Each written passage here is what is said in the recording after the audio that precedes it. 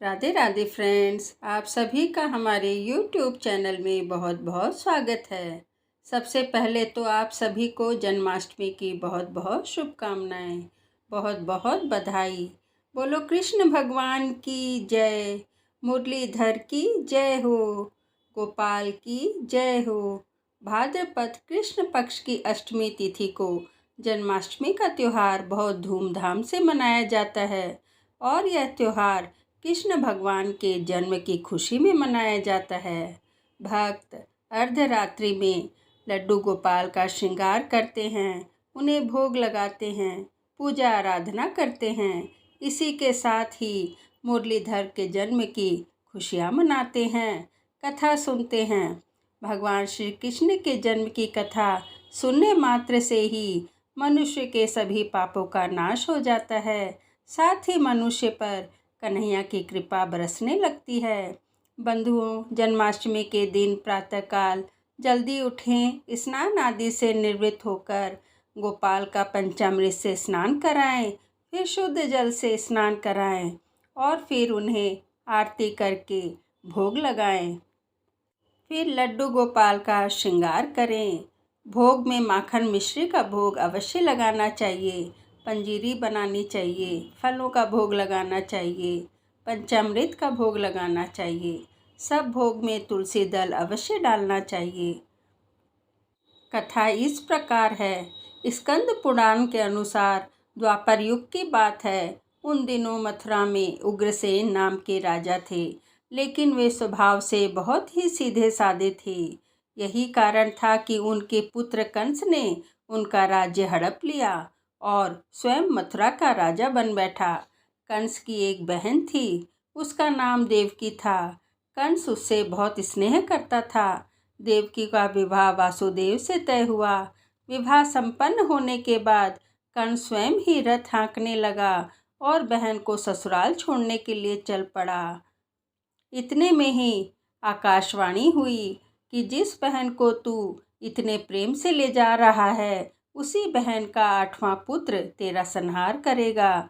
यह सुनते ही कंस क्रोधित हो गया और वसुदेव और देवकी को मारने के लिए दौड़ा। पर वसुदेव जी ने कहा कि हमें मत मारो, हम जो भी संतान होगी उसे हम तुम्हारे हवाले कर देंगे। यह सुनकर वसुदेव ने उन दोनों को कारागार में डाल दिया।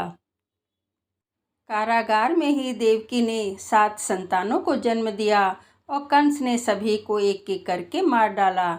जब देवकी फिर से गर्भवती हुई, तब कंस ने कारागार का पहरा और भी कड़ा कर दिया तथा भाद्रपद की कृष्ण अष्टमी को रोहिणी नक्षत्र में कृष्ण कन्हैया का जन्म हुआ। तभी विष्णु भगवान ने वसुदेव जी को दर्शन देकर कहा कि वे स्वयं ही उनके पुत्र के रूप में जन्मे हैं। उन्होंने वसुदेव जी को कृष्ण को वृंदावन में अपने मित्र नंद बाबा के घर छोड़ आने को कहा और यशोदा जी के गर्भ से जिस कन्या का जन्म हुआ था उसे लेकर आने को कहा। यह सब सुनने के बाद वसुदेव जी ने वैसा ही किया। वसुदेव जी ने जैसे ही कन्हैया को गोद में उठाया, कारागार के ताले अपने आप खुल गए, पहरेदार अपने आप सो गए। फिर वसुदेव जी ने कन्हैया को टोकरी में रखकर वृंदावन ले गए। उसी समय यमुना जी पूरे उफान पर थी। तब वसुदेव जी ने टोकरी को सिर पर रख लिया और यमुना जी को पार कर नंद बाबा के यहाँ यशोदा जी के पास में छोड़ आए। स्कंद पुराण के अनुसार जब कंस को देवकी की 8वीं संतान के बारे में पता चला, तो वह कारागार पहुँच गया। वहाँ उसने देखा कि 8वीं संतान तो कन्या है।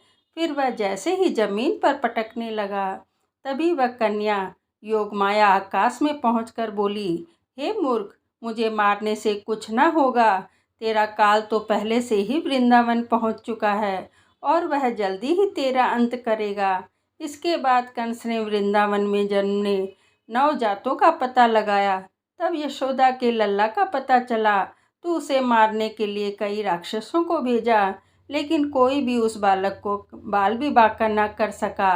कृष्ण ने युवावस्था में कंस को अंत कर दिया। इस तरह जो भी इस कथा को पढ़ता है, सुनता है और सुनाता है, उसकी सभी कामनाएं पूर्ण होती हैं।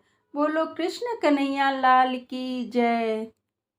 नंद के आनंद भयो जय कन्हैया लाल की, नंद के आनंद भयो जय कन्हैया लाल की।